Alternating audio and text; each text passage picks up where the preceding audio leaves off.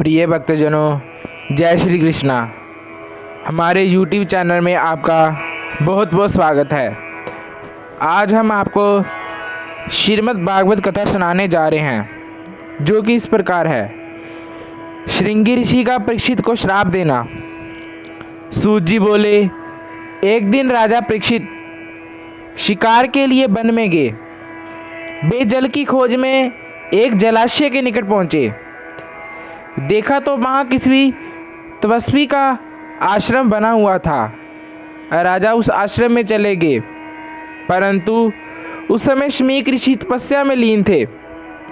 तपस्या में लीन होने के कारण राजा का अतिथि सत्कार नहीं कर पाए।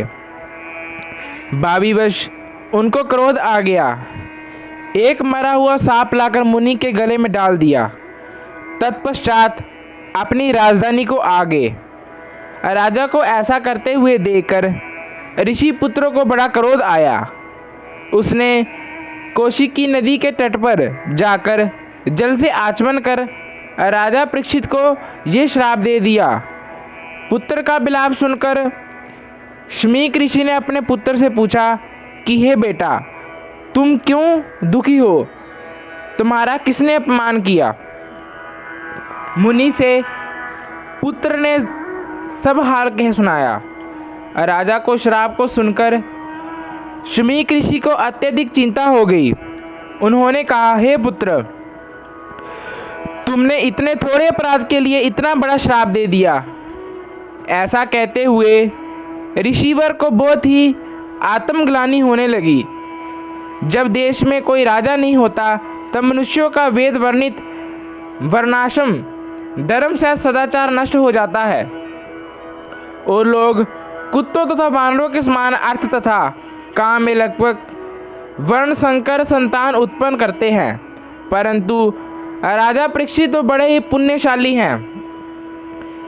कई अश्वमेधा यज्ञों के करता है। हे पुत्र, तुमने राजा को ऐसा श्राप देकर अच्छा नहीं किया। परीक्षित का प्राण त्याग के लिए तैयार होना और श्री सुखदेव का आगमन। सूत जी कहते हैं कि राजा परीक्षित को अपने किए निंदित कर्म पर बड़ा पश्चाताप हुआ। मुनि पुत्र का श्राप सुनकर वे अत्यंत उदासीन हो विष्णु रूप श्री कृष्ण जी का ध्यान करते हुए अन्न जल को त्याग मरने के लिए गंगा जी के किनारे आ बैठे। तब उनके इस अनुष्ठान को देखकर मुनियों, विद्वानों और विचारक धर्मात्माओं ने बड़ी हलचल मच गई। अत्रि, वशिष्ठ, चयवन, अरिष्टनेमि, भृगु, अंगिरा, प्राशर, विश्वामित्र, परशुराम, इंद्रप्रमद, इदमवहा, मेधातिथि, देवल, आशीशेष, वरदराज, गौतम, पिप्लाद, कर्णव, अगस्त्य में ऋषि वेदव्यास और देवऋषि नारद इत्यादि समस्त वे ऋषि और राजऋषि वहाँ एकत्रित हो गए। राजा ने सबका यथाविधि पूजन कर सिर से प्रणाम किया। जब वे सब महा ऋषि मुनि यथास्थान बैठ गए, तब राजा ने हाथ जोड़कर सबके आगे खड़े होकर कहा, धर्मात्मा, ब्राह्मणों का चरण धोने से राजाओं के वंश का पाप दूर हो जाता है। ब्राह्मण ईश्वर रूप है, क्योंकि अब मुझे शीघ्र ही तक्षक नाग काटने वाला है। आप सब ब्राह्मण ये गंगा देवी मुझे अपने शरण में ले रखे। इस प्रकार राजा को अन्न जल त्याग करके बैठे हुए देख आकाश से देवताओं ने फूल बरसाए। उपस्थित मैं ऋषियों ने भी राजा की बहुत प्रशंसा करके कहा, हम सब लोग तब तक यहाँ ही बैठे रहेंगे जब तक राजा श्री त्याग करके शोक मोह से रहित हो अपने उत्तम लोक को ना चले जाएगा। ऋषियों से वार्ता हो रही थी कि वहाँ श्री सुखदेव जी आ पहुँचे। तब उनको आते देखकर राजा परीक्षित सहित सब मुनि लोगों ने समस्त झुकाकर सुखदेव जी का पूजन किया तथा अमृत शब्दों में कहा, हे ब्राह्मण, आज आपका दर्शन कर मैं बड़ा भाग्यशाली हुआ। आज आपके निकट होने से मेरे सब पाप वैसे ही नष्ट हो गए जैसे विष्णु जी के निकट पहुँचते ही दैत्य नाश हो जाते हैं। मैं मृत्यु के निकट पहुँचा हुआ व्यक्ति आपसे ये पूछता हूँ कि इन संसार में आकर मनुष्यों को जप, श्रवण, कीर्तन, स्मरण और भजन क्या करना चाहिए और क्या नहीं। इसमें जो कर्तव्य हो सो आप निश्चय रूप से मुझे बतलाइए। भगवान के विराट स्वरूप का वर्णन। श्री सुखदेव जी बोले, हे राजन, तुम्हारा प्रश्न बड़ा ही उत्तम। द्वापर युग के अंत में मेरे पिता वेदव्यास ने मुझे श्रीमद् भागवत नाम पुराण को पढ़ाया। हे राजन, जो मनुष्य श्रद्धा सहित इस शास्त्र का श्रवण करता है वे निश्चित रूप से भगवान का परम भक्त हो जाता है। अपने मोक्ष साधन के लिए जो विष्णु जी के नाम का भजन करता है उसे क्षण मात्र में भी भगवत प्राप्ति हो जाती है। राजा खटवाक को भी ऐसा ही हुआ। वे एक क्षण में ही सब कुछ त्याग कर विष्णु लोक को प्राप्त हो गए। ओमकार के जाप से मन वश में हो जाएगा, क्योंकि इस पुरुष का सारथी बुद्धि है। जब मन के द्वारा सब इंद्रियां जन्य विष्णु को रोक कर्मों की वासना से खींच लेवे तो ये मन बुद्धि से मिलाकर श्री विष्णु जी की भक्ति करने लगता है। इस प्रकार जब वे विष्णु जी के साथ लग जाता है तो सर्वदा ही शांत हो जाता है। अन्यथा जे रजोगुण से खींचा हुआ मन बड़ा अज्ञानी है। बुद्धिमान को चाहते ही वे इसे धारणा के द्वारा रोके, क्योंकि धारणा के द्वारा ही सफलता प्राप्त होती है। सुखदेव जी बोले, हे राजन, ये योग का एक बड़ा सुंदर विषय है। आसन, प्राणायाम और प्रत्याहार के पश्चात ही धारणा का आगमन होता है। ये विराट शरीर स्थूल से भी स्थल है, जिसमें ये सारा संसार भूत, भविष्य और वर्तमान दशा में कार्य करता हुआ दिखलाई पड़ता है। तब सप्ताह वर्णों से युक्त इस ब्रह्मांड रूप शरीर में जो विराट पुरुष है वही भगवान धारण का विषय है। इस विराट भगवान के चरण का पंजा रसातल है। एड़ी और इसके ऊपर की गांठ महातल है और तलातल इस विश्व स्पष्टा पुरुष की दोनों जंघा है। सुतल उसके दोनों घुटने हैं और जाग की मोटी रान बितल है। हे पृथ्वी पते, महातल उनकी जंघा है और पृथ्वी के ऊपर के लोग उनका नाभिरूप सरोवर है। उनका वृक्षस्थल ही स्वर्गलोक है और महालोक गिरवा, जनलोक मुख, तपलोक मस्तक तथा सत्यलोक इस भगवान की शिखा है।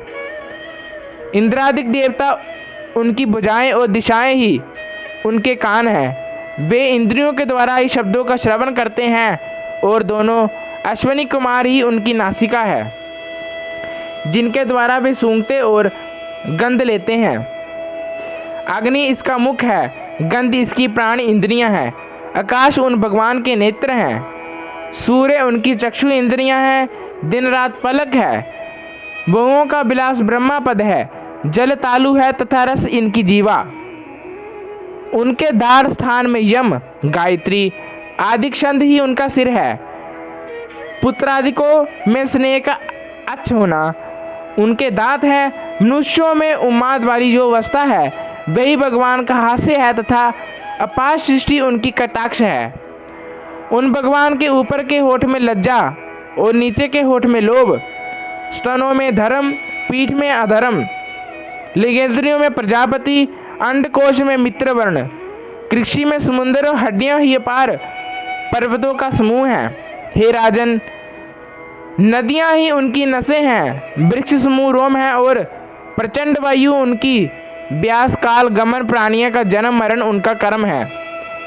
मेघ उनके केश, संध्या काल उनका वस्त्र तथा सब में प्रदान उनका हृदय है और मन उनका चंद्रमा के समान निर्मल है। उसी में सब विकार समाये हुए हैं।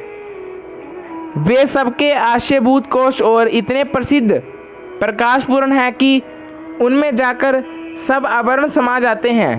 निर्मल चंद्रमा के समान भगवान का चित्त ही मतलब है और रुद्र ही उनका अहंकार है तथा हाथी, घोड़ा, खच्चर, ऊंट भगवान के नख हैं एवं अन्यायन पशु उनका कटिस्थान है।